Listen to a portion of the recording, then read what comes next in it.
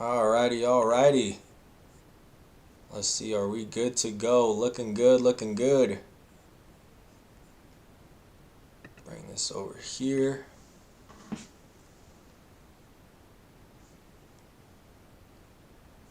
Welcome, folks. As you guys start to roll in here, just making sure on my phone that everything is looking good to go. And then we'll go ahead and get started with this. Hopefully everybody's having a great day so far. I am personally doing pretty good. Busy day, but we'll get into that in a second here. Just sending out a tweet letting people know that we are live.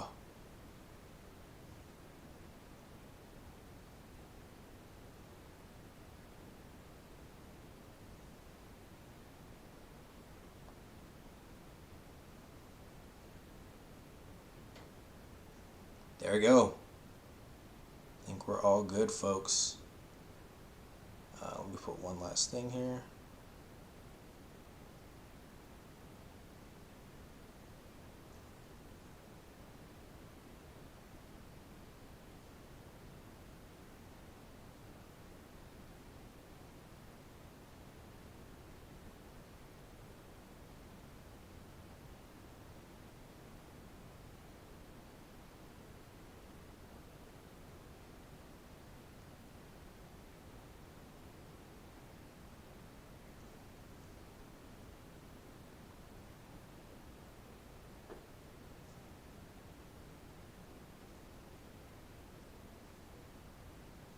I think we're all set.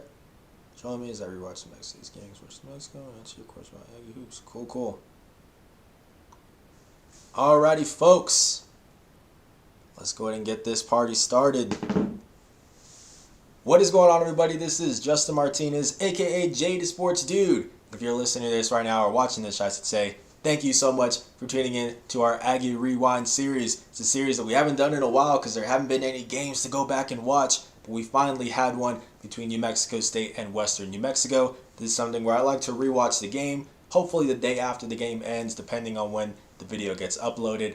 And just kind of give my running thoughts on the game, just any takeaways that I have from it, and also answering any questions that you guys might have about the team. So that's what we are here to do today. The team faced Western New Mexico at UTEP's Don Haskins Center that is in El Paso, and New Mexico State was the technical home team for this game, because if you don't know by now, New Mexico to State said the team can come back. However, they can only practice here in New Mexico. They cannot play games, so they had to find a venue in El Paso, and the Don Haskins Center just happened to be the place. It was a game that almost did not happen. The team actually confirmed it. They finalized the contract for this game at about 2 o'clock on Monday, which is 2 hours prior to the game when it was supposed to tip off. That was at 4 p.m. So it was a very short notice contest, and I found out just when you guys did as well. So I had to pack my things up real quick and drive over to El Paso, and luckily I was able to go and attend this game. Now, we're going to go ahead and get this started. For some reason, the video is already starting off with New Mexico State having a 3-point lead. So I'll just go ahead and say what happened here. Both teams exchanged misses, I think, for their first 2 or 3 possessions. However, Wilfred Lakai broke the drought by hitting a 3-point shot. He got the start in this one due to a number of injuries for the team, which I'm going to get into later in this stream. But Lakai hit the shot right at around the right wing where you're saying CJ Roberts right now, and that gave the team a 3-0 lead. So that takes us now to where this video starts off. Shout out to NM Aggie Athletic Archive for providing this video. They have their own YouTube channel where they go ahead and they post the full games for New Mexico State. They did that last year and a little bit of the year before that. So if you guys want to see these games, go back and watch them. Then make sure to go ahead and check out their channel as well. But I think we are all good to go. Now, if you guys see me looking down at my phone at any point, it's just me looking at the live stream itself, just making sure that I'm in frame, everything's looking good. And also, if you guys comment anything, if you guys want to ask me any sorts of questions, I'll be looking down at my phone in order to see that, and I'll make sure to answer as many of you guys' questions as possible. But I think that's all a pretty lengthy recap of what's going on right now, just because we haven't done this in a while. This is the team's first game since December 28th when it faced CSUN.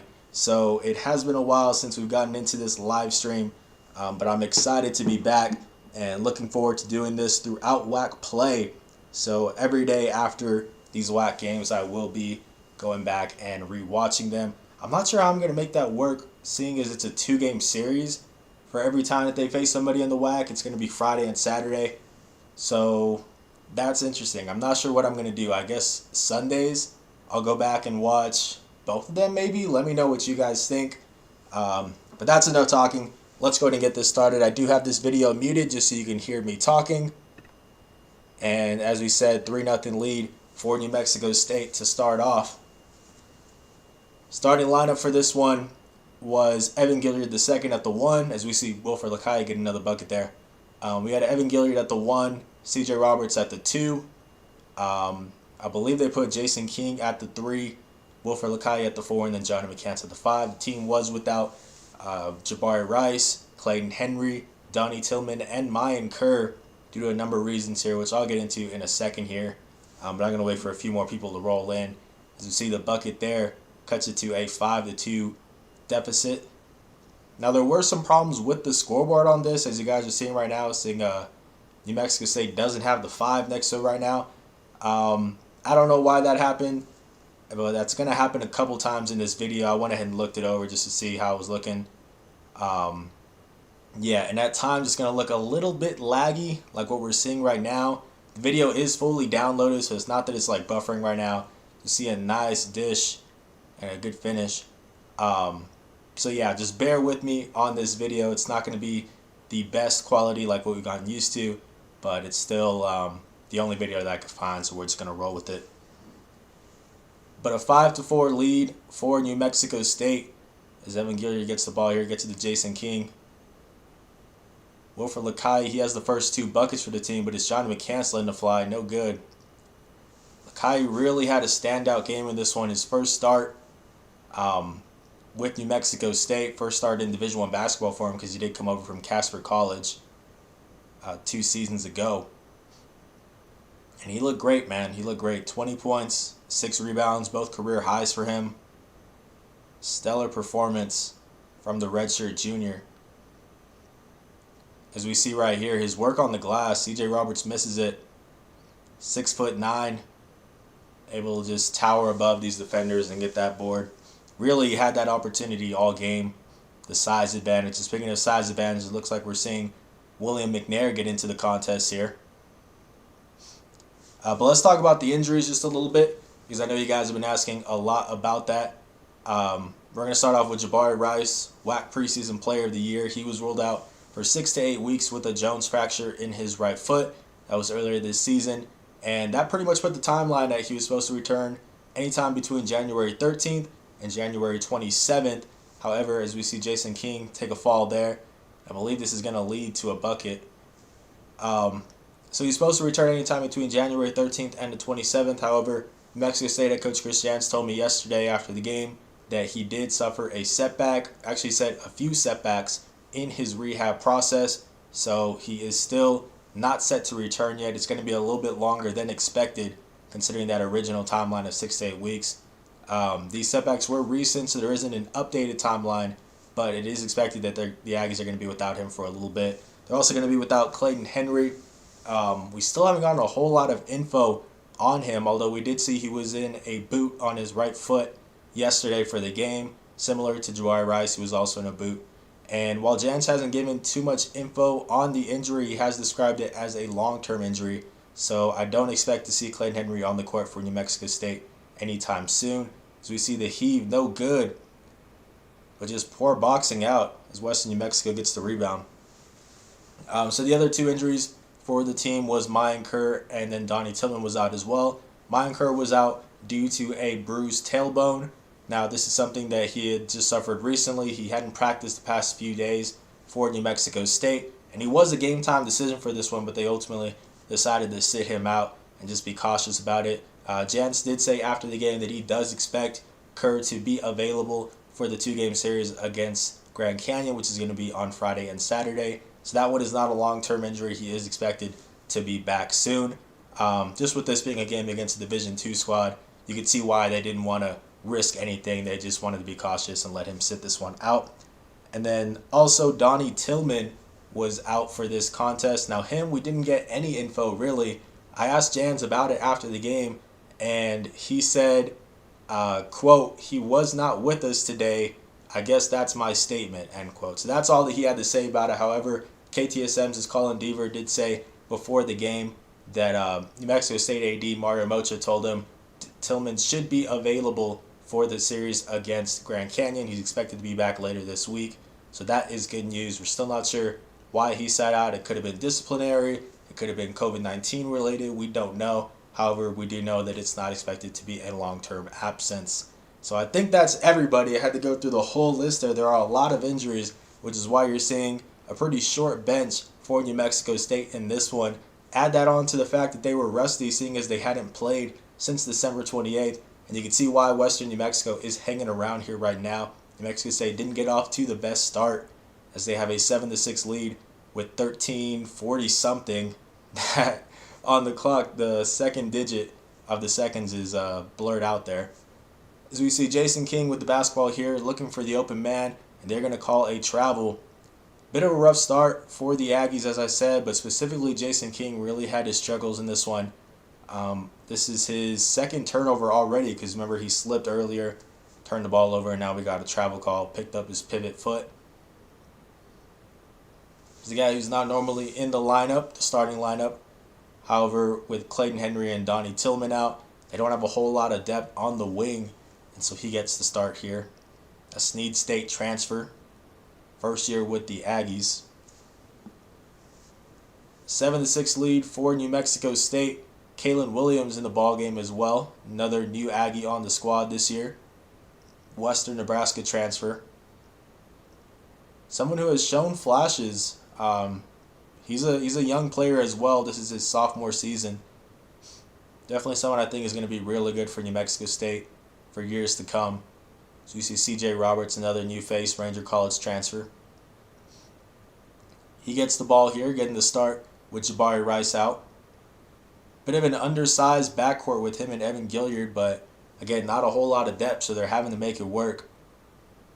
Jason King has to throw it up because of the shot clock, and that one is way off. Now, there was definitely some rust for this New Mexico State team, and they didn't have a whole lot of depth, but credit still has to be given to Western New Mexico. You see them forcing turnovers. They were implementing a half-court press, a full-court press. They were trying their best to disrupt New Mexico State's offense, and it worked really well at the beginning here. Not so much the second half, which we will see. I don't want to spoil it in case for some reason you haven't seen the game yet, but you're watching this first. But Western New Mexico definitely did hang around initially. I'm going to go ahead and pull up the stats and just Western New Mexico's roster and all that, just because I do not know a whole lot of names for these guys. I'm just going to be honest with you. But I'm going to go ahead and pull that up just so that we can have that there. This guy, number 0, is the one who I scouted the most, although for some reason I'm blanking on his name right now. I don't think it's Cash Williams. Cash Williams is one of the guys on the team, but I don't think it's him. Let me see. It is Cash Williams. Okay. Yeah, so Cash Williams, the team's just leading scorer heading into this contest. To see him getting a breather there. Someone who's really good at just getting to the rim, as we saw with that layup. His shot, not as efficient. I think he was only shooting something like 38% from the floor this season. But really good at driving, getting in, penetrating, and creating for his teammates, which we are going to see a little bit of, especially here in this first half. Western New Mexico did a really good job of just penetrating, dishing it down to the big man for the finish. Not really much of a three-point shooting team. So those looks down low, that's really their bread and butter. Speaking of bread and butter, Wilfred Lakai at the line, something he did a whole lot of in this game. Got to the free throw line at will, although that first one is off. Stephen M says, sorry I'm late, what did I miss? Good to see you, Stephen. Appreciate you tuning in. Haven't missed a whole lot. A couple minutes into this one. Tie ball game between Western New Mexico and New Mexico State. I was just giving a little bit of an update on the injuries. I know you were asking about Donnie Tillman earlier. I think in the last video, the post-game press conference for Jans. So Jans didn't give any info on why Tillman was out. All he said was he was not with us and that was his statement. However, KTSM just Colin Deaver did say that New Mexico State AD Mario Mocha told him that Tillman will be with the team later this week. So we don't know if it was a disciplinary thing, maybe COVID related, something like that. But it's not a long-term absence. He's going to be with the team later this week. Same with Mayan Kerr, bruised tailbone. That's why he was out for this one. As we see Johnny McCants locking down to 3. Bruised tailbone for Mayan Kerr. He was a game-time decision. They decided to play it safe and not put him in the game. But he is expected to play against Grand Canyon this weekend. Jabari Rice had a setback in his rehab process, so he is going to be out longer than the initial 6 to 8 weeks. He just reached that 8th week, but he's expected to be out longer. A timeline hasn't been given for that yet. And then a timeline has not been given for the Clayton Henry injury yet. All we know is that he was in a boot on his right foot for that game against Western New Mexico, and Jans described it as a long-term injury. So we don't have any more info on that, but we do know it's going to be a while until we see him out there on the court. Quick recap of that right there. As we see, I believe, is that Tony Avalos, number 4? Let me see. Yeah, it is. Tony Avalos. So this guy right here actually being guarded by his former high school teammate, Johnny McCants. They both played at Oñate High School. Or I guess soon to be called Oregon Mountain High School. Yeah, they both played there. I think Johnny was a senior when Tony was a sophomore, I want to say. So a couple years apart. But former teammates now going up against each other. Avalos doesn't have the biggest role on this team.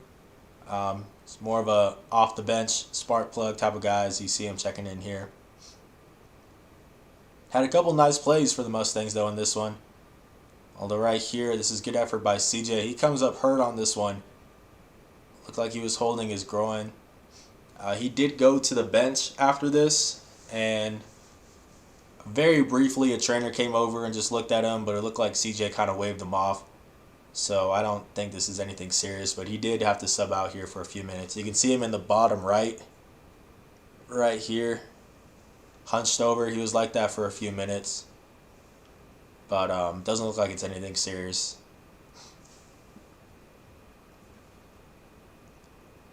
Stephen M., were you at the game yesterday? I was at the game. Very short notice. For those who weren't following it, New Mexico State, or Western New Mexico, I should say, they played, I forget who it was, they played some team on Saturday. And in their press release, at the very end of the article, they said, next game is New Mexico State on Monday at Don Haskins Center. And so, as we see the dunk there, that's what I was talking about with Williams' ability to go down there, penetrate, and find the big man. So people reposted that on Twitter. Everybody was like, oh, New Mexico State's playing. But the Aggies didn't actually confirm the game because they hadn't finalized the contract yet. And they didn't finalize it until 2 o'clock on Monday. They were actually already on the bus driving to El Paso before the contract was even finalized. So it was actually finalized at about 2 o'clock, like 2 hours before tip-off time. And once that happened, the SID for New Mexico State texted me and was like, hey, game's ago. We got media access. Do you want to go? And so I'm here in Las Cruces, about an hour drive, not ready at all to go to the game. And I was like, I guess I got to go. So I had to get dressed real quick, grab all my equipment, stuff like that, and then pretty much just speed over to El Paso to go cover this game. So I did come to this game. I got there maybe 15 minutes before it started. It was a pretty close call. But, yeah, luckily I was able to go to it. Bill Hardy, Northwest Nazarene. Yes, correct. Who Western Mexico played Thursday, Friday, Saturday. Exactly. Yeah, 3-game series. That's interesting. But, yeah, it was a very close call. I'm glad I got to go out there. And I'm working on getting access for the Grand Canyon series. I'm looking at hotels and stuff right now. The Grand Canyon SID is supposed to get back to me with my credentials and stuff like that. So once that's done, I'll book the hotel and everything. So the plan as of right now, fingers crossed, is to be in Phoenix this Friday and Saturday. So I'll be bringing you guys live coverage of that as well. Good find there for Wilfred Lakai, who goes up strong and finishes. Like I said, just a tough matchup for Western New Mexico to go up against Lakai here, and he really took advantage the whole night in his first start as an Aggie. 20 points, 6 boards, and there's the one block that he had. An emphatic one. Finds Jason King. Now Bryce Rewalt getting some early PT. That one is no good though. Both Bryce and Tennessee got some playing time in the first half. Not something that really ever happened last season, but real depth issues for New Mexico State to start this year. Forces these guys to get some early playing time. It was a short bench for the Aggies in this one. However, as I said, Tillman and Kerr, both of them should be back soon, so that'll definitely help. Only ones that they should be without for this Grand Canyon series is going to be Jabari Rice and Clayton Henry. But right now, the Aggies got this one to worry about. It's 15-15 with 17-16 left in the first half. I think is this the parking lot that I parked in? This is. Yeah, this is the parking lot right across from the center that I parked in. Okay, I have a quick story. Okay, I know I'm going off on a tangent here, but I'm just going to go ahead and say it real quick. This parking lot gave me so much trouble. I guess I caused the problem after the game. So after the game's over, I do my press conference, virtual one with Coach Jans. You know, I stay behind in order to post the conference on our YouTube channel because I do post the full videos. Quick plug right there. You guys can check that out here. And, you know, I just do a bunch of stuff after the game. So the game ends at like 6:15. I get out at like 8 o'clock. By then, I think I was the last person in the stadium. Like, the lights were off. I thought maybe they locked me in or something. But I got out, and I come to this parking lot. And if you see right here, this machine is, you know, when you're leaving, you put your ticket in it, and then you put cash or card in order to pay, and the thing opens up, and you get out of there. Now, I had just finished covering the game. It had been a long day. I don't know. I just wasn't there mentally. And so when I put in my ticket, Stephen M. says, was there a lot of traffic after the game? No, none, because they didn't allow fans, so there's no one there. So I put in my ticket into the slot. It takes it, and then it says, you know, your total is, I think it's like $5 or something. Go ahead and put in cash or card. Now, I only had a card. I don't really carry cash. And I put the card in the slot that's supposed to take cash. Little did I know, the slot that takes your ticket is where you're supposed to put your credit card. And so I put it in the cash slot, and it just ate up my card. And I realized afterwards my mistake, and I was like, oh shoot, like cancel order, cancel whatever. Like, I need to get my card back out, and it wasn't taking my card out. And so there's a security guard that's in this building right here, and I have to like get out of my car, walk up to him like, hey, I'm an idiot. I put in my card into the wrong slot, and now it won't give me my credit card back. And he was like, okay, well, the offices is right there. You got to go talk to them about it. So I had to go. Luckily, they hadn't closed yet. I think they were about to close in like 2 minutes. And so I like run over there. I'm banging on the door. I'm like, hey, it took my card. Can you help open it up? And they were like, oh, well, we got to call somebody to come out here and open up the actual like machine and get you your card back. And so that's what they had to do. I didn't leave until about 9:30. Like, I was there for an hour and a half. I just had to reverse my car, put it into like a parking spot, and I was just chilling there for like an hour and a half. And then finally somebody came, opened it up, gave me my card back, and then I got to go. So quick little story there. But yeah, that was my fault. I don't know why I did that. I was being stupid. But yeah, that's a little tangent there. But that parking lot picture just reminded me of it.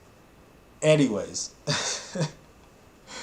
it was quite the ordeal, which I guess I caused it, so I can't blame anyone but myself. But now we got New Mexico State. Game is back on here. Caleb Williams with the ball. I had no plans of telling you guys about that until I saw that. Air ball there by Evan Gilliard. Western New Mexico going out on the run there. Johnny McCann's going back the other way. Kalen Williams now with the ball.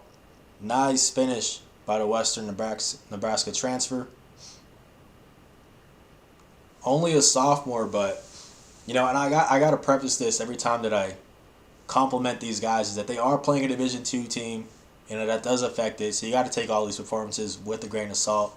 But I did think that Williams looked really impressive in this one. Really handled this expanded role well.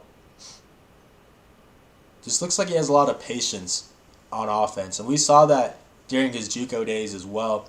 He had an assist-to-turnover ratio, I think it was something like 2.8. So he's someone who's very composed with the basketball. As you see him handling the press here. It is a crowded backcourt once this team is healthy, so I don't expect them to have the biggest role later on in this season. But I think next year, the year after that, he's definitely going to be someone that could be one of the better players on this New Mexico State team. Tobias Rodriguez, appreciate you for tuning in, man. He says, we definitely needed this game. Yeah, I mean, they needed really any game that they could get, without a doubt. Jans has been talking about that in all the press conferences that, he said if we could, we'd play 4 games a week right now just to get as much experience as we can right now. And you could see that in this one. They definitely were rusty. It didn't help that they had a lot of injuries, a lot of guys that were out. And even though it is a Division II team, yeah, anytime you can get onto the court definitely helps, because when you look at Grand Canyon, they're 10-3 right now. They played 13 games compared to New Mexico State's 4. So there's definitely a big gap in terms of experience, and this is a team that has a lot of new players. So I do expect the Aggies to struggle a bit when WAC play starts.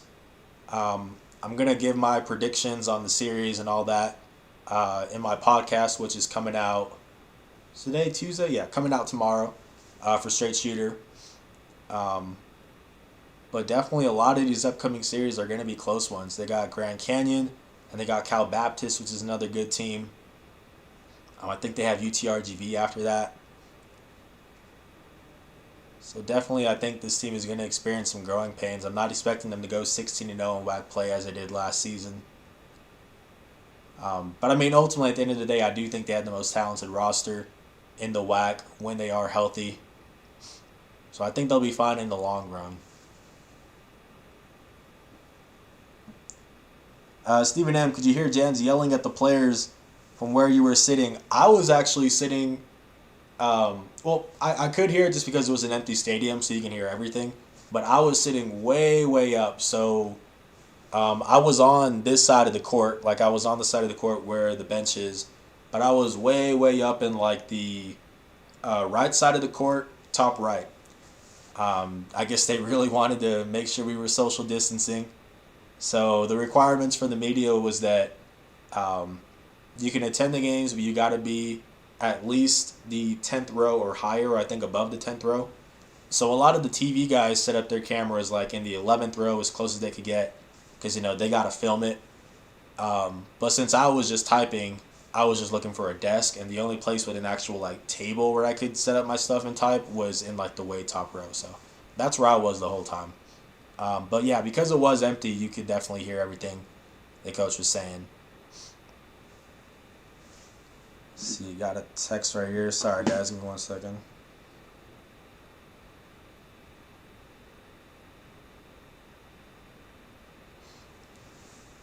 But yeah, it's definitely interesting. That was the first game that I covered where, there aren't any fans there. So that was definitely a unique experience. Because I did go to the WAC tournament last season where, the women's team and the men's team was playing. And the women's team actually did play a game before everything went crazy. But I didn't get to cover that one. So I think had they done like another day or two, I probably would have gotten to cover something with no fans, because they were talking about maybe doing that. But obviously that didn't happen. So this is my first time getting to cover a game with no fans. Very interesting experience. So we see the ball going to Western New Mexico, it looks like. Tobias Rodriguez, number 5 for Western, is D1 caliber. He was good and only a true freshman. Yeah, that was, I forget how to pronounce his name. It was like Breon, right? Breon Powell, I think.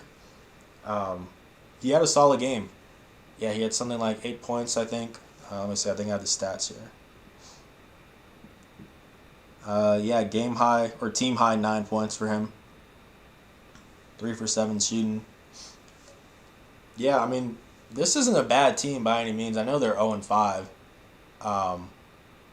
But you can see right here, like, they were definitely pushing New Mexico State in this first half. Powell's a good player. Cash Williams, who I was talking about earlier, another good player. So we see Jason King with the basketball here. Gets it to Wilfred Lakai. Evan with the ball. Slow start for him so far.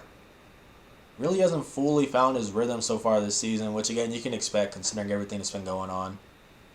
But he's really had, I guess, spurts, you could say, as opposed to full performances. So we see the board there by Will. That's the thing with Will, though. You would love to see him keep that ball above his hip. Because you can see right here, they're going to show it in the replay.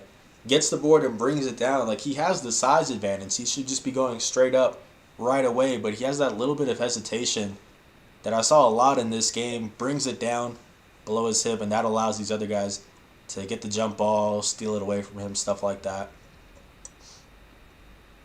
You can see that's probably what, I don't remember this exact, I couldn't hear this exact conversation, I don't remember what it was, but I'd imagine Jans is telling him that same thing. They need to just go up with it, you know. Stephen M says Big Will is struggling. I had talked about it a lot before the season started that I, not just hoping, but I was expecting him to take a big jump this season. We just haven't seen it so far, and he's had the opportunities. You know, he's a team that doesn't have a whole lot of depth at that 5 spot, really anywhere, but you know, he's had the opportunities. We just haven't seen it yet. That aggression is what we're really looking for. Because again, he's gonna have that advantage physically pretty much every single game. A lot of these teams in the WAC don't have someone that can match up against them. There are a few, like Faraz Amak at Utah Valley, Absor Midgard at Grand Canyon, but outside of that, you know, there's not a whole lot of teams that are going to be able to match up well with Will. You're just looking for him to take advantage of it, and he really hasn't done that yet, especially considering the first 2 games were against an NAIA team. This is against a Division II team. Like, he should be dominating in these sorts of contests, and we just haven't seen it yet. Which, I mean, he is a freshman. I mean, a redshirt sophomore at the end of the day. You know, he has time to grow, but I was expecting him to make a jump this season, and that just hasn't happened yet. Luckily, Mayan Kerr will be back for the series against Grand Canyon. We'll see how big of a role he'll have, if they're going to continue to kind of ease him into it. But I do think he's eventually going to be the team's best true center at the end of the season. I say that not including Johnny McCann because I don't consider him a true center. You know, he's a forward that's moved to the 5. But Mayan should be the team's best true center by the end of the season. Looking forward to seeing him play against Grand Canyon. He did play against, what was it? I'm trying to think because it was so far ago. He did play against CSUN, but he only played 2 minutes, so he got eased into it. So this Grand Canyon series is pretty close to just being his debut, so looking forward to seeing that. And speaking of debuts, I've been getting a lot of people asking me when we're going to see Marcus Watson. He is going to be available February 1st, so that's when he completes his full calendar year at New Mexico State since he joined in February of last year. So that means he's just barely going to miss the Grand Canyon series, unfortunately, but he will be good to go against Cal Baptist. I don't know how much he's going to play in that one because we did see them ease Mayan Kerr into it. So they might ease him into this one. Maybe not, considering they don't have a whole lot of depth right now. He has been practicing since the whole season. He's been practicing since the off season as well. But, you know, being in game shape is different from being in practice shape. So we'll see what his role is out of the gates. Tobias Rodriguez, any word on Tillman? The team has not really said anything on him. I asked Jans about him after the game, and he said he was not with us. I guess that's my statement. That's what Jan said on it. But KTSM said on Monday that New Mexico State AD Mario Mocha told them that that Tillman is expected to be available later this week. So we don't know what it was that caused him to not play this one, as we see a nice move by Tony Avalos, the Oñate High School alum. We don't know what it was that caused him to not play in this one, but it doesn't look like it's going to be anything long-term. He should be available for the Grand Canyon series. Same with Mayan Kerr. Only guys that shouldn't be available, outside of Marcus Watson, because he's still going to be ineligible, is Jabari Rice and Clayton Henry. They're still not going to be available, it looks like.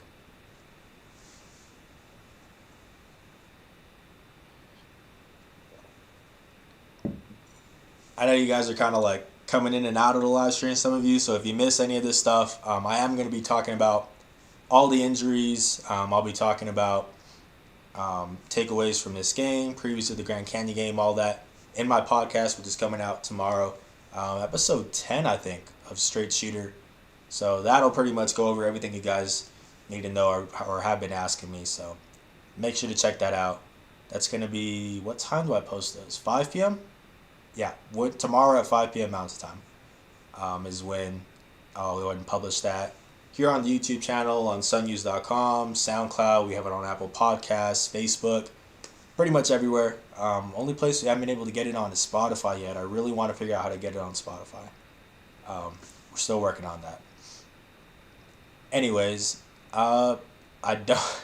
The scoreboard is not on the screen for some reason, so we do not know what the score is. It is 2:30 on the clock. I think right around this time it was pretty much tied up. I don't know why the scoreboard's not here. I can actually go by play-by-play, see what the score was. Tobias Rodriguez, I wish Tony Avalos would have walked on here, but I don't blame him for taking the full ride at Western. Yeah, I mean, definitely, you can't blame him for taking the full ride, but it is cool that he's getting to go up against a former teammate with Johnny McCants. And then they actually have another Las Cruces native on the team who played at Las Cruces High School. That would be, let me see if I can find him. Did he not play in this one? Freshman, he played on the last team. I didn't cover high school basketball in Las Cruces this year. That was Jason Groves, my editor's job, so I don't know the names. Let me see. One of you guys might beat me to it and put it in the comment section. But they do have a Las Cruces High School player he was on the state championship team. Let's see. Ray Brown. Yeah, Ray Brown is on the team as well. He just didn't play in this one, it doesn't look like.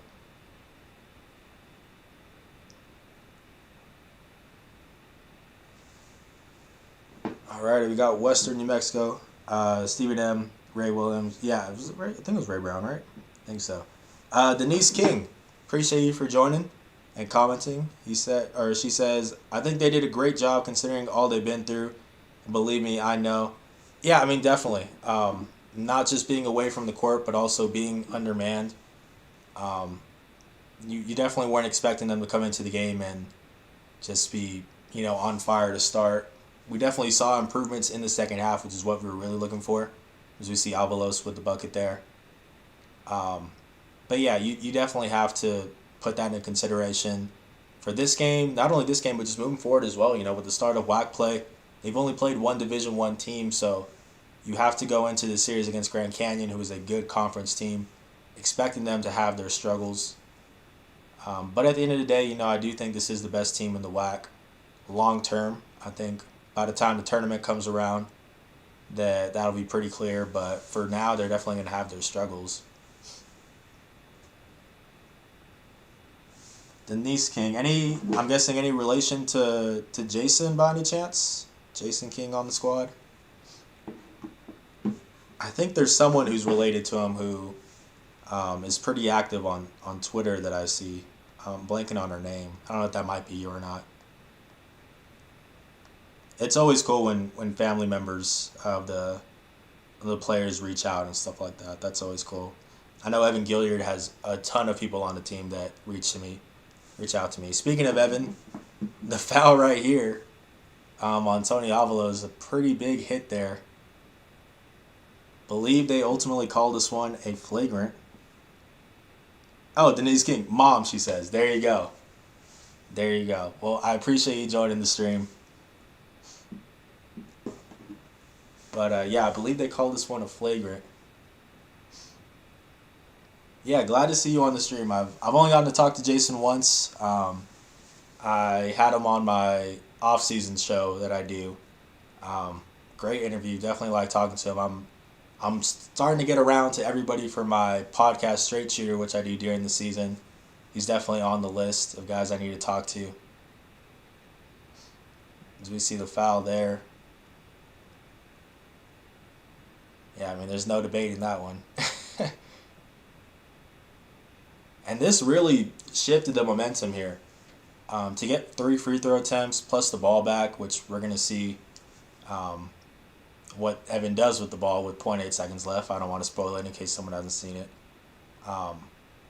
But this definitely sent them into the half with some momentum. Because I think it was a 2-point game before all of this happened.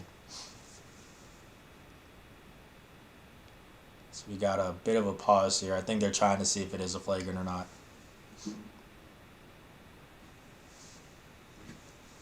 But yeah, there's a good amount of family members who reach out to me, which is cool. Evan Gilliard's family, definitely. CJ Roberts' dad is pretty active on Twitter. The one who's really active is Trevelyn Queen's mom, even though Trev's off in the G League now. She's definitely really active on Twitter. Speaking of which, I forgot to mention it in my podcast last week, but congratulations to Trevelyn Queen. For those who don't know, he did make the final cut for the RGV Vipers roster, which is the G League affiliate of the Houston Rockets.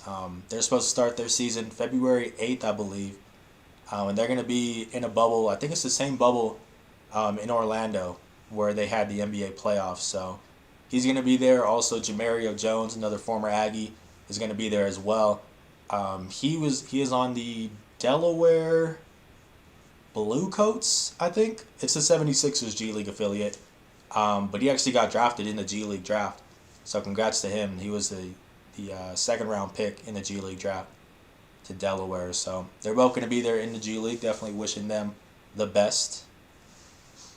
Tobias Rodriguez is 6 points in 0.8 of a second, some kind of a record. I was actually going to look that up. I didn't get to do it during the game just because at halftime is really when I write the majority of the article, like in that 15-minute span. The first half is mostly like me recording video and posting it on Twitter, and kind of just writing a couple notes. And halftime is really when I scramble and try to get everything written. So I didn't get to look it up, but I haven't looked it up since then. I probably should have. But I'd imagine so, right? I can't think of how you would be able to score more than that. That's pretty much a perfect scenario. You get 3 points and then the ball back. But yeah, and Stephen M says ESPN top 10. Yes, sir. We're about to see that right now. After this last free throw by Gilliard. Third one is up. And got it to go down. Yeah, this play here was crazy. I wish that I would have recorded it. I didn't get to do it because at this point, honestly, I was like, okay, 0.8 seconds, I'm just going to get a head start and start typing away for the article. I didn't get to record it, so that sucks. I wish I could have. But yeah, we're about to see it right here. Catch and shoot. Got it to go down. Ridiculous. Second buzzer beater. Yeah, second buzzer beater of the season, too. Because he had one against Benedict Mesa. Second game of the season. I think it was right before halftime, too. I don't know if it was a buzzer beater or if it was like a couple seconds left. I think it was a buzzer beater. You guys can correct me if I'm wrong. But yeah, second one of the season. And I think he's the only one on the team that has any, so. Let's see. I'm looking at my phone real quick. I apologize, guys. I told you I'm trying to get the credentials set up for the Grand Canyon series, so I'm messaging right now.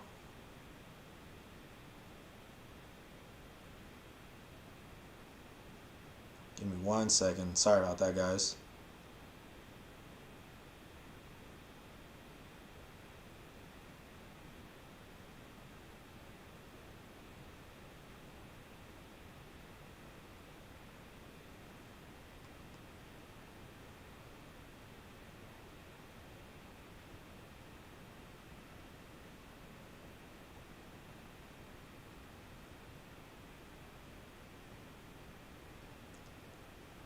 All right.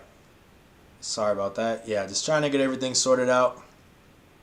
Tobias Rodriguez, do you get to travel to games at GCU? Yeah, that's what I'm working on right now. Um, it is Grand Canyon's decision at the end of the day because they're the ones hosting it. But I didn't have any problems with it last year, and from talking to USID right now, I don't think I'll have any problems with it. Um, I don't think I'll have any problems, so the plan is to go. We're looking at hotel options right now with my editor, which is who I'm texting. So, fingers crossed. But it's looking like I will be able to go. And then yeah, I'm not sure what I'm gonna do in terms of rewatching the games because it is back-to-back days. Normally, I like to rewatch the game the day after it's over, such as this case here. But because the games is Friday and Saturday, maybe Sunday we just do a double header. I don't know if I'm mentally prepared to sit down for about 3.5 hours, but I mean I'm up for it. If you guys are, let me know in the comment section if you guys want to see that. But I definitely want to rewatch the games. I'm going to be doing that throughout the season for sure. Um, it's good to go back and rewatch it just for film purposes, but also just getting to talk to you guys is always fun. Getting to talk some basketball. You see Wilfred Lakai with the corner 3-point shot. That is his second one of the contest. Really changes the game when you have that option to go 5 out. That's not something we saw a whole lot of out in New Mexico State last season. Because C.J. Bobbin and Johnny McCants were never really on the court together. That's really the only instance I could think of where you could go 5 out. But this year you got the option to have somebody like Wilfred and Johnny in the front court at the same time. And that really spreads out the defense. Makes it a lot easier for the guards. Guys like Evan and CJ in order to penetrate. And both of them are capable of hitting their shots, as we're seeing. Johnny McCants with the triple. Makes it a double-digit contest. 37-26 with 17:58 left in the game. Aggie's off to a good start to the second half.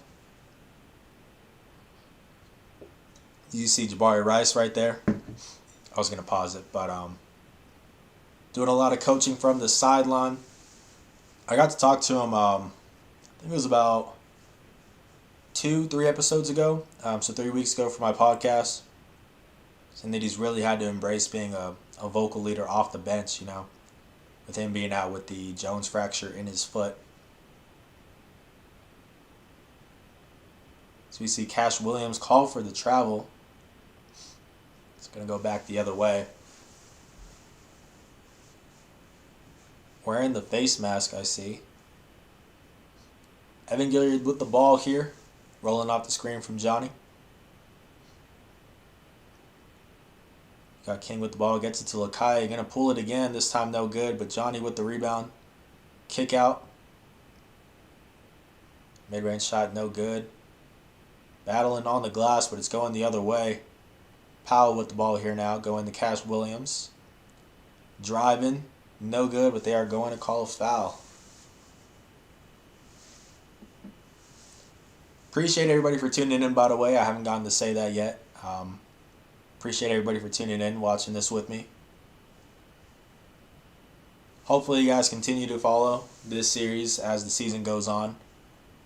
Looking forward to doing this for WAC play as well. Looking forward to potentially going to this Grand Canyon game. I know they are allowing fans. I don't know what the exact percentage of it is that they're allowing, but they do allow fans in some sort of capacity to those games. Last time when I went last season, it was a crazy atmosphere. They really get rowdy, and they pretty much put the media right above the fan section, or the student section, I should say. I don't know how loud it's going to be this time because there's not going to be a whole lot of people, but it should be fun to get to go see that. So we got a 9-point lead for New Mexico State.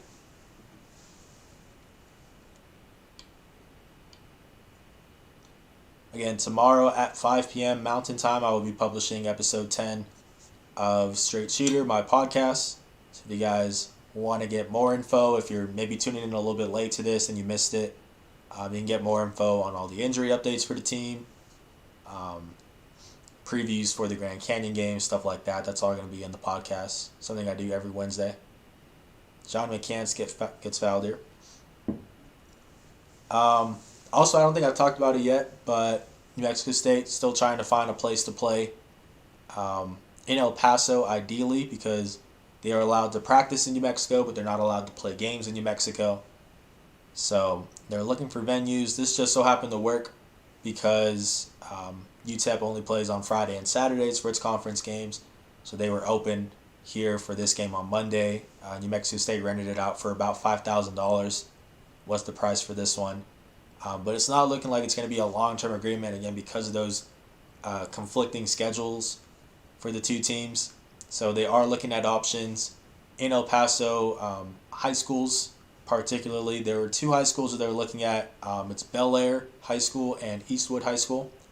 Both of them have recently renovated gyms. So there are some pretty nice facilities. I got to see them just on Google Images, but they look nice. And if for some reason New Mexico State isn't able to find a place in El Paso where it could play, it does still have an agreement with Grand Canyon to play at its activity center in Phoenix.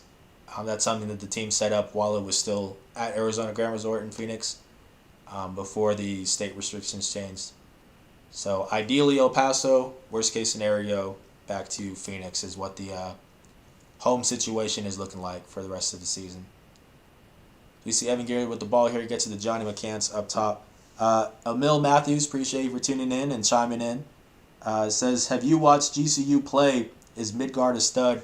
I've been trying to watch as many of these conference games as possible. Yeah, Midgard looks good. Him and Lever is a really good duo just because they have a really good, as we see Gary with the miss.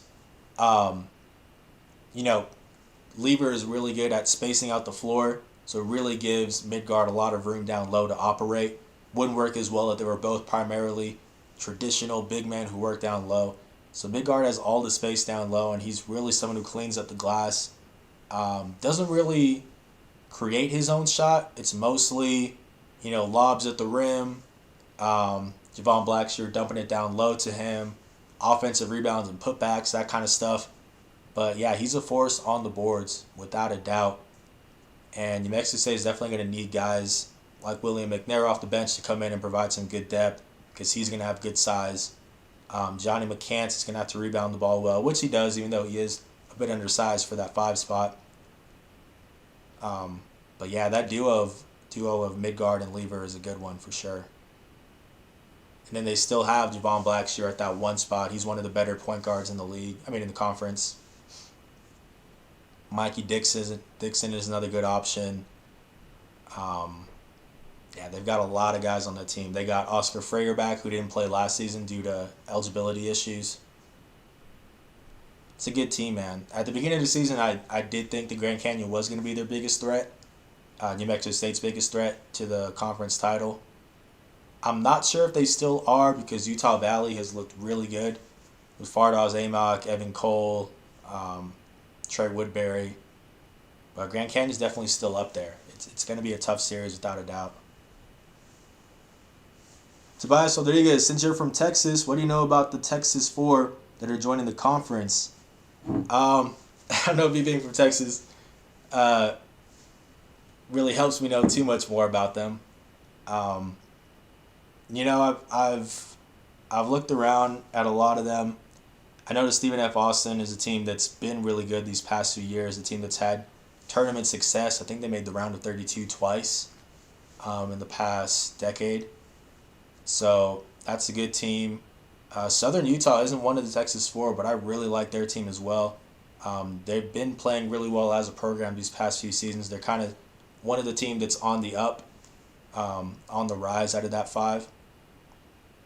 They've got a guy from, where is he from? It's going to bother me. I think it's Illinois, a transfer. But he's lighting it up for them. I do have an article, actually, that's out. I put out last week, I think it was, that pretty much talks about every single one of those new teams, their best players, a little bit of their program history, stuff like that. So if you guys want to get more info on that, you can check it out on sunnews.com. But I think just overall, the addition of those 5 really provides some good stability for the conference. I think the WAC definitely took a step back this year when uh, when Bakersfield left and also when UMKC left. I think those are going to be two teams that were going to be competitive in the conference this year. And, Dixie State and Tarleton State, I think it's going to take a few years for them to really be competitive, as we've seen so far. So this, I think, was a really good step for them, for this conference, in order to really get some stability.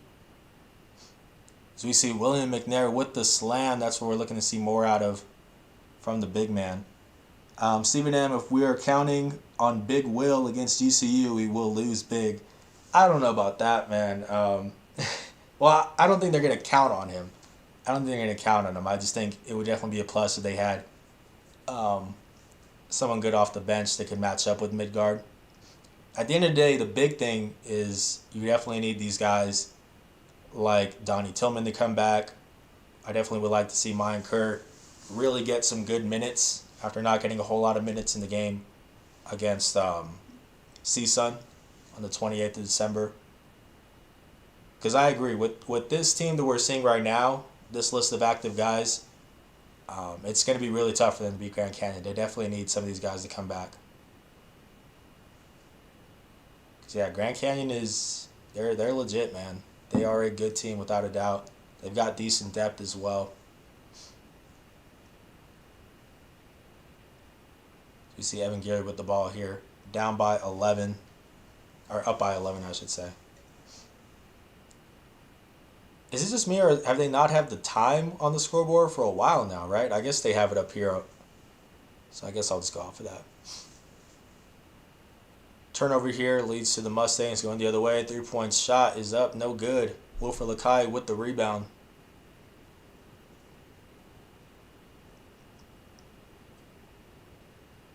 Gets it to Evan Gilliard, swinging it around to Jason King, the Snead State transfer. Good find there. Great find there to Kalen Williams for the finish. Williams' touch around the rim is something that really impressed me when I was looking at his film at Western Nebraska. Cuts really well. Good body control. Again, only a sophomore, so somebody who really has a lot of time to grow within this system. Big fan of his game, without a doubt.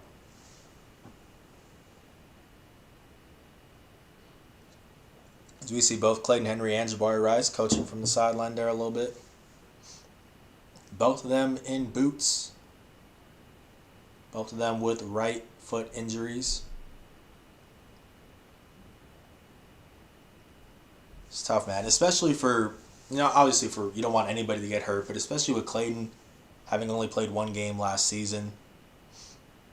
It's just tough to see him get this injury again. And even though we don't have a timeline, the way they're describing it, calling it a long-term injury, definitely seems like he's going to be out for a while.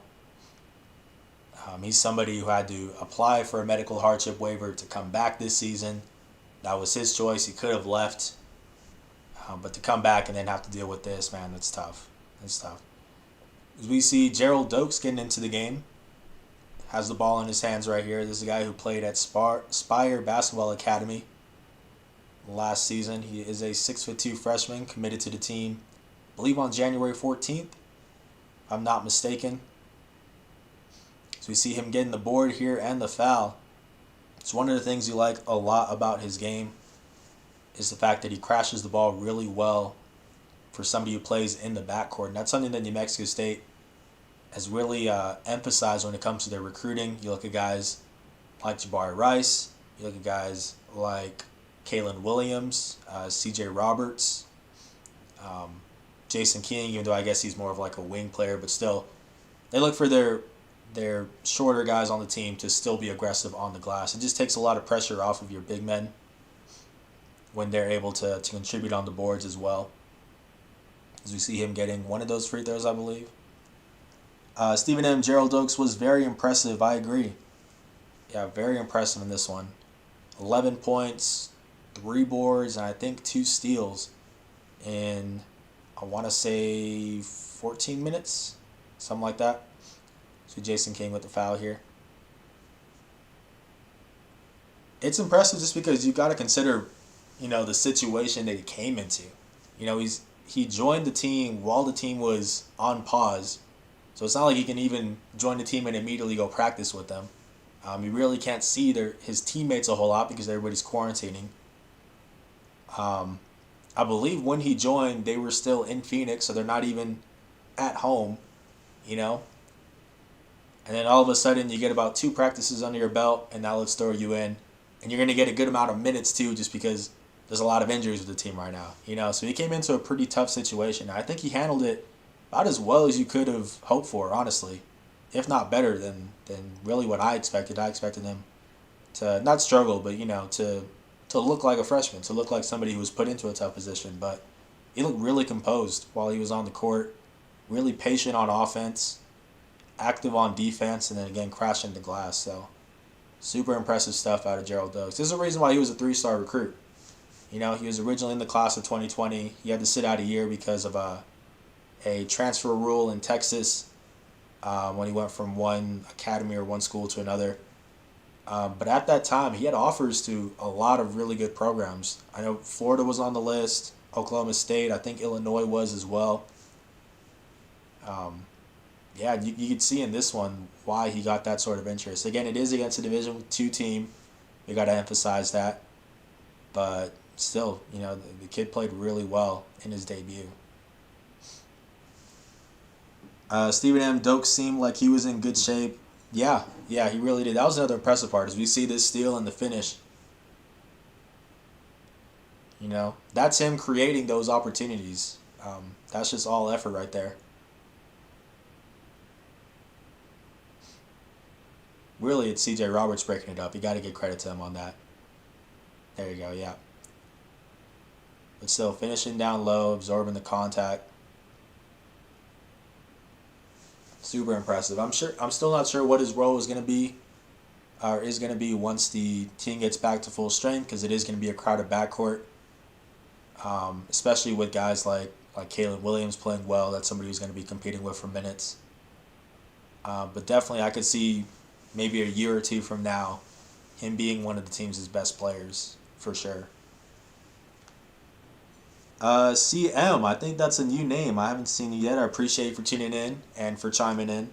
It says, is there an inherent training issue with the Aggie basketball team? Seems like a lot of injuries during Jans' tenure. I don't know about any of that in terms of training issues. They definitely have been bit by the injury bug, quite a bit these past 2 seasons.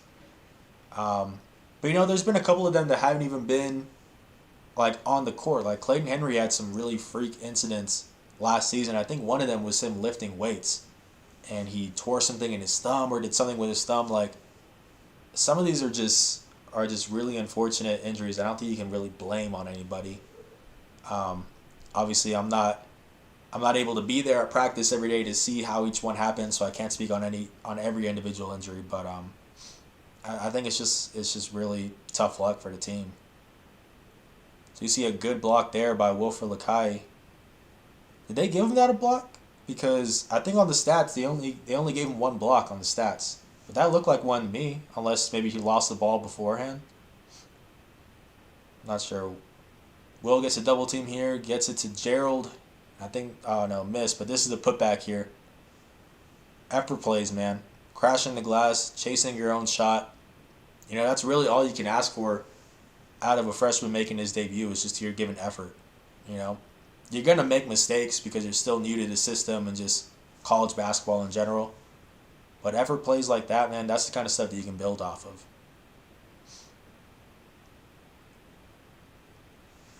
So good stuff from the 6'2" freshman guard from Spire Academy. 54-32 lead for New Mexico State. Really pulled away in this second half as they start to shake off some of the rust. Again, pretty understandable that they came out to that slow start, considering they'd only practiced, I think, twice prior to this.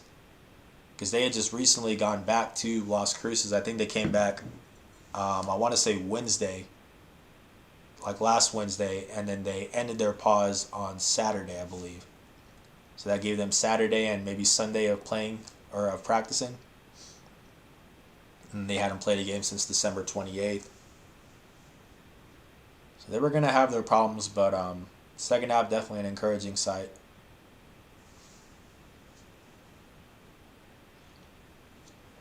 Appreciate everybody for tuning in. Glad you guys could join me while we rewatch this game. This is something I'm going to be doing the day after every game for New Mexico State this season. Or I guess not a whack play starting with the being games on Friday and Saturday. It'll be every Sunday. We'll go back and rewatch these games. I guess we'll be rewatching back-to-back games or double headers. I might split it up for Sunday and Monday maybe. So that way I don't completely go crazy sitting here for 3.5 hours or something like that. But we'll see. We'll work it out. But either way, appreciate you guys for tuning in. If you guys are just joining and you missed me talking about, some of the injuries the team is dealing with, their home venue situation, I'm going to be talking about pretty much everything to do with New Mexico State's situation right now during my Straight Shooter podcast, which is released tomorrow at 5 p.m. Mountain Time. Also, if you guys want to stay up to date with any breaking news for New Mexico State, you can follow me at Twitter at JTheSportsDude. That's where I'm normally going to break stuff first, and then, of course, I'll write the articles and put it on lcsunnews.com. As we see Wilfred Lakai working down low and getting that bucket. Going back to Gerald Dokes, though, really impressive performance. I think what I'm going to do, or what I will do, is I will put out an article tomorrow breaking down his debut. I wanted to do it for Mayan Kerr in the game against CSUN a few weeks ago, or I guess a month ago. But he only played 2 minutes, so there really wasn't enough to break down. But with Dokes having a pretty good stat line here, 11 points, 3 boards, 2 steals, I'm going to pick a couple of those plays, break them down, just talk about what he brings to the table for that team. So that'll be a good article you guys can definitely check out on lcsunnews.com tomorrow. I'd imagine it'll be published probably around 11 o'clock, maybe noon tomorrow. CJ Roberts, great spin move in the finish. But yeah, definitely check that out. Dylan Olsen, Rice and Henry out this weekend. Does look like they're going to be out this weekend. They were both in boots. Jans really hasn't given much of a timeline for either one of them. He just said yesterday that Jabari had a recent setback in his rehab process. He was expected to come back anytime between January 13th and the 27th, but it's looking like it's going to be longer than that because of these setbacks. They don't have any updated timeline yet, but that should mean that he's going to be out for Grand Canyon.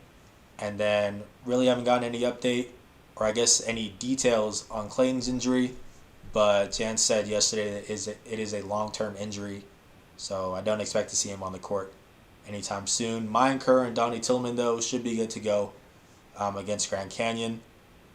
Kerr had a bruised tailbone, which is why they sat him out of this one. He was a game-time decision, but with it being against a D2 team, they just decided to play it safe. And then with Tillman, they didn't say why he didn't play, but they said he should be back later this week.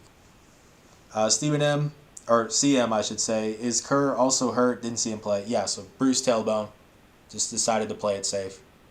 He hadn't practiced the past few days on Saturday and Sunday, and so they just decided to be cautious with him.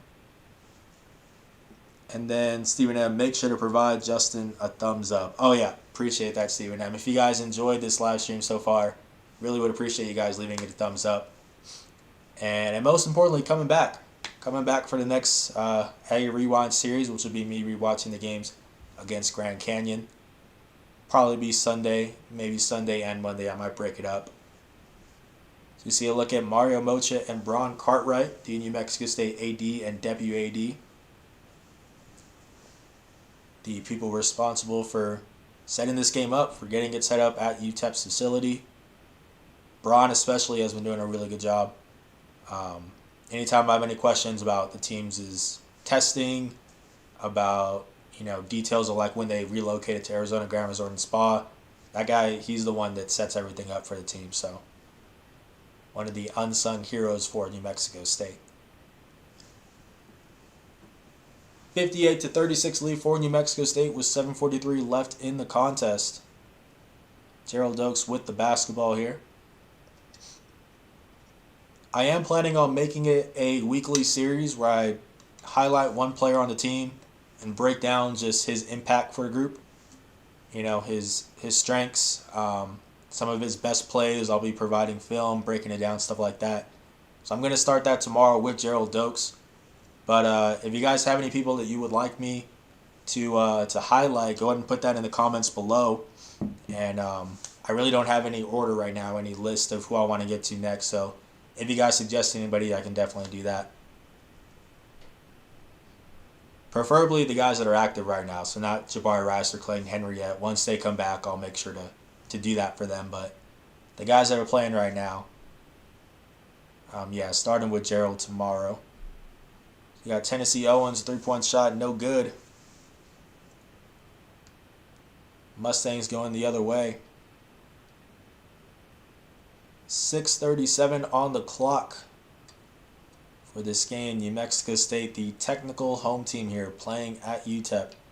It's funny, I forget who asked Jans in the press conference. I think it was Colin Deaver for KTSM. But he asked them, like, where does this rank on the season in terms of just like peculiarness, you know, playing a home game at your rival's court in a different state. And Jans was just like, honestly, with this kind of season, I don't even know if it's top 3, you know, and it's crazy, but it's true. Like, it's been a pretty wild season, an up and down season for this team, and you know, playing a home game at UTEP's court is kind of just par for the course at this point. Stephen M. Jason King, definitely do one on Jason King, for sure.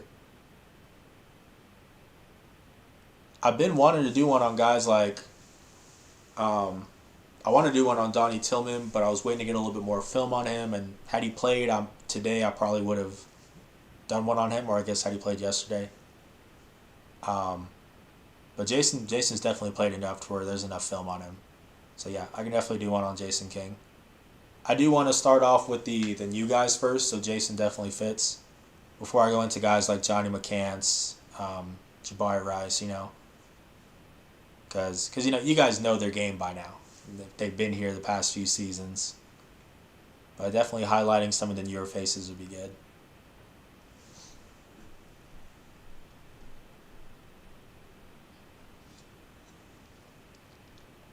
I mean, right off the bat, the biggest thing, or one of the biggest thing for Jason is just his versatility, because he pretty much plays 2 of the positions that the team needs a lot of depth in. That's at the 2 spot and the 3 spot. You know, with him being a wing player, that alone is super invaluable. And then the fact that he plays both ways. You know, he really prides himself in his defense. That's something that he talked a lot about when I interviewed him in the off season.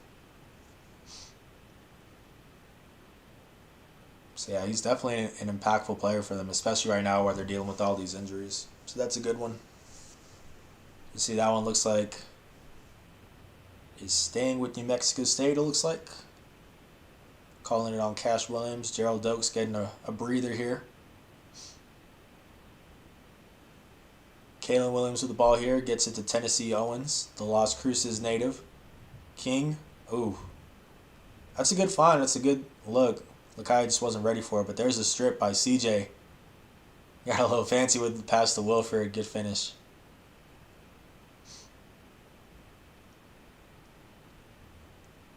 CJ Roberts hasn't quite been able to put together a consistent game offensively so far this season. He's really been doing it in spurts, but in this one, being active on defense, equally important. So we see Lakai getting fouled again, just getting to the line at will. They really don't have anyone that matches up well with them. Being 6'9" and as mobile as he is, it's a tough matchup, man. There's another look at that one there. CJ Roberts disrupting the passing lanes.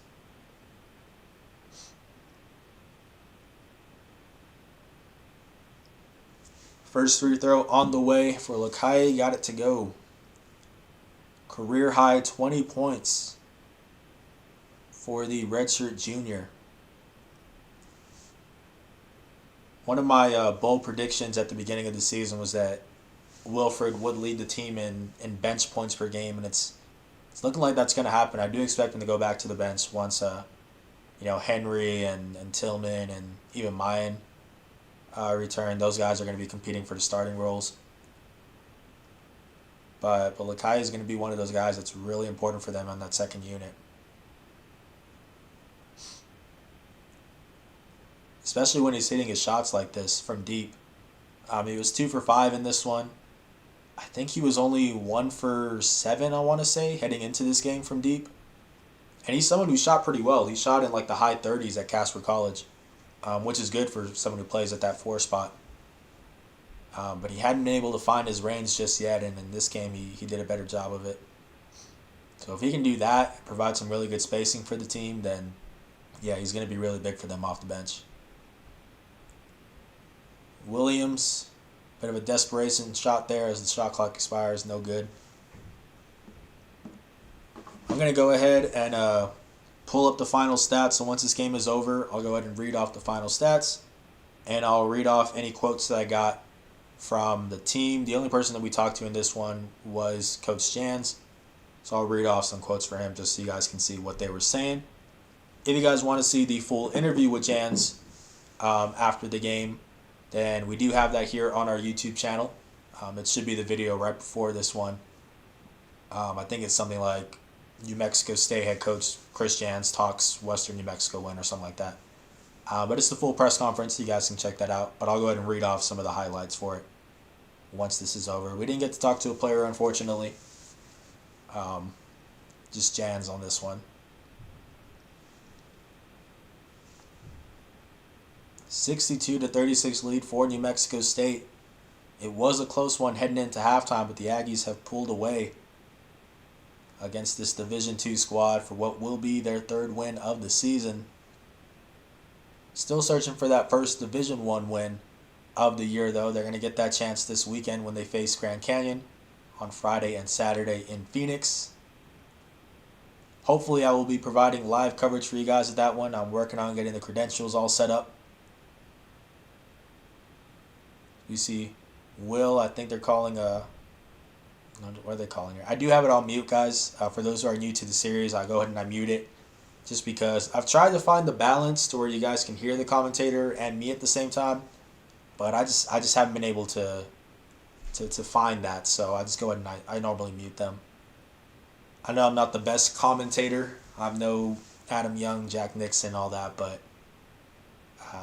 yeah, that's why I pause it. So if I'm a little bit lost sometimes as to what's going on during the game, then that's why. It's because I can't hear it. But we do have a foul here, and it leads to a pair of made free throws. C.J. Roberts with the ball now.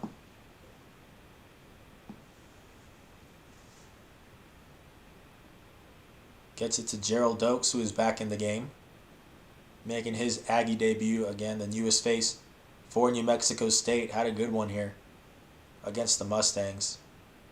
Roberts with the ball. Good find to Tennessee. That one's no good. Williams is going the other way.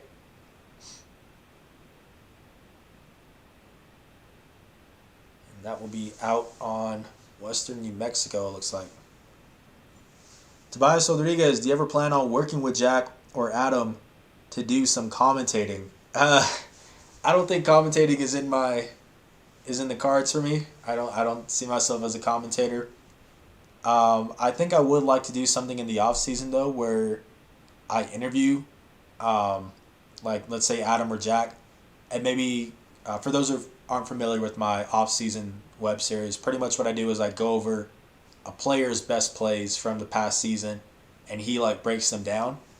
But I think it'd be cool to maybe interview somebody like Adam or Jack, and just show him like the most iconic New Mexico State plays of the past few years, like the Johnny McCants buzzer beater, the Jabari Rice one, the Trevelyan Queen off the glass dunk. Those are just a couple from the past few years that come to mind. But I think that'd be cool to get a little bit of perspective from the guy that was there calling those plays, So I could definitely see me working with them in that sense, but definitely not commentating. That's not in the cards for me. It's not in the cards. Robert Gomez, I think your game evaluation was great with your straight shooter series. I appreciate that. Really, I do. Yeah, honestly, I had a lot of fun with that series. Not just getting the breakdown plays, but also just show like the lighter side of things. It's obviously Tennessee owns the three. It's called straight shooter because it's supposed to be all over the place. It's supposed to be some basketball talk at the beginning, but also just kind of showing the personalities of the players. With like the hometown Heat series that I did, where I showed them like food from their hometown, stuff like that. And yeah, all of these guys on the team are great interviews, great people. So I had a lot of fun putting that together. Definitely looking forward to doing that this upcoming summer, this upcoming off season. But yeah, if you guys do like the actual play breakdowns, like the film breakdown, then like I said, that series that I'm starting is going to be a print series on lcsunnews.com, where every week I'm going to pick a player on the team, highlight them, and break down their best plays, how they impact the game for New Mexico State, stuff like that. Starting out tomorrow with Gerald Dokes, the newest Aggie for the team. I'll be breaking down just plays from this game because it's his debut. But yeah, I'll be doing that every week. So if you guys do enjoy the film breakdown, make sure to check that out on lcsunnews.com. So we got about a minute left in this one. Is New Mexico State cruising to what will be a 3-1 record on the season, its final non-conference game of the year. It's getting ready for its WAC opener against Grand Canyon on Friday and Saturday. Attempt number 3 to do its WAC opener, because it did have games against Dixie State and UTRGV, but those have both been postponed. So Grand Canyon WAC opener this week. Hopefully I will be out there for that one to give you guys some live coverage. And then in the following days, I'll be doing this Aggie Rewind series where I go back and rewatch the games. So I hope you guys can join me for that. It's always good when I'm able to watch these and have a conversation with you guys, so I appreciate everybody that's been commentating. Or not commentating, commenting, I guess.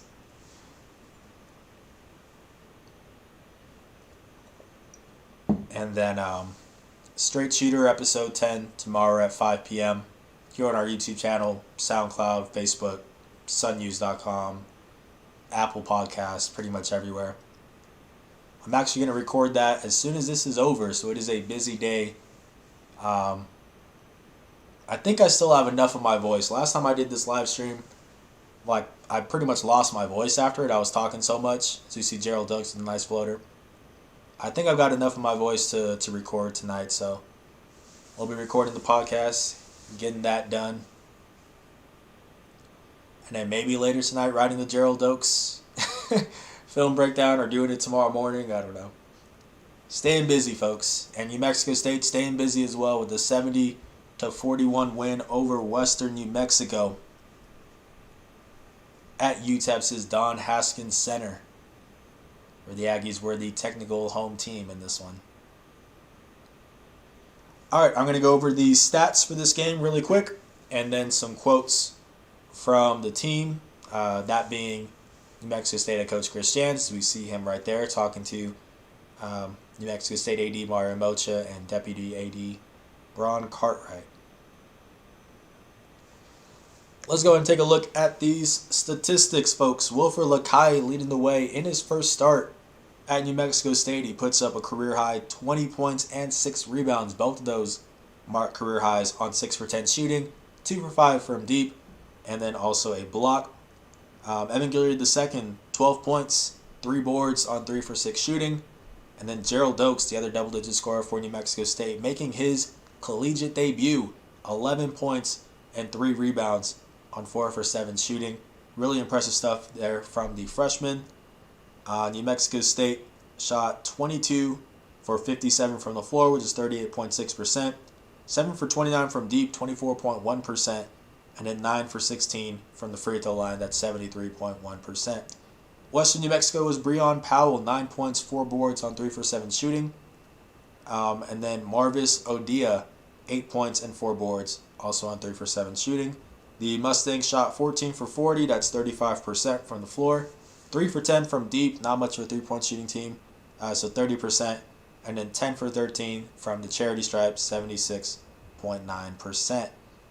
Got a lot of comments here. Hola, Messi, I appreciate you for tuning in and chiming in. We appreciate your work, Justin. Hoping for many more games to come. I appreciate that. Always happy to give you guys coverage and definitely open for as many games as possible. Tobias Rodriguez, thank you for everything you do for us.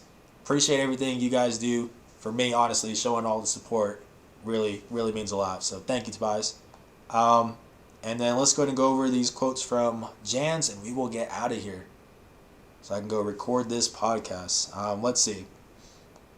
Let's find this article. This article is NMSU basketball tops Western New Mexico in short notice game. If you guys haven't read it yet, it's on lcsunnews.com. Let's go ahead and read the quotes here. This is from Coach Jans. This is him talking about the contest. He says, "It felt great to be on the sideline again and competing. I think our kids were overjoyed with the opportunity to play college basketball. This was tenuous up until a few hours before. It almost didn't come to fruition for a number of different factors," end quote. Like I said, they set up this game where they finalized the contract 2 hours before tip-off time. So it was definitely on short notice, but the team's first game since December 28th.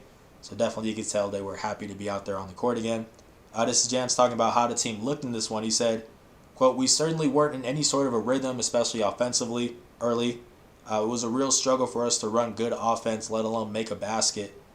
As the game progressed, I think it was probably more just us being bigger, stronger, and faster than them more than anything else," end quote. Definitely accurate with it being a Division II team. You don't need to play your best basketball to beat them, but it was an encouraging sign to see them start to hit more shots, be a bit more aggressive in the second half. And then this is Jans talking about the upcoming series against Grand Canyon, which is Friday and Saturday. 7 p.m. tip-off time for both of those games. I don't think I said that. He said, quote, "They're really, really good. I don't see any weakness in them. We'll have more than our hands full to try to figure out how to play against those guys," end quote. Yeah, it's going to be a very good Grand Canyon team. We talked a little bit about them. We talked about Abjorn Midgard, Javon Blackshear Jr., Alessandro Lever, Mikey Dixon, Oscar Freire Jr. They got a whole lot of guys on the team. 10-3 on the season so far. It is a very good Grand Canyon squad. So we'll see how the Aggies handle that, and we'll see if I get to go to the game. Working on the credentials as we speak, folks, but I'm hoping I'll be able to bring you all live coverage of that one. Either way, I'll still be covering it from home, worst case, so keep an eye out for any tweets I'll be sending out at JTheSportsDude on Twitter, my post-game article, all that good stuff. But I think that's it, guys. I've done enough plugging on everything. Thank you so much for tuning in to this one. I hope you tune in to me rewatching the Grand Canyon games on Sunday and Monday. But that is going to do it for me here today, folks. This has been Justin Martinez, a.k.a. JTheSportsDude. I'll see you guys next time. I'm out.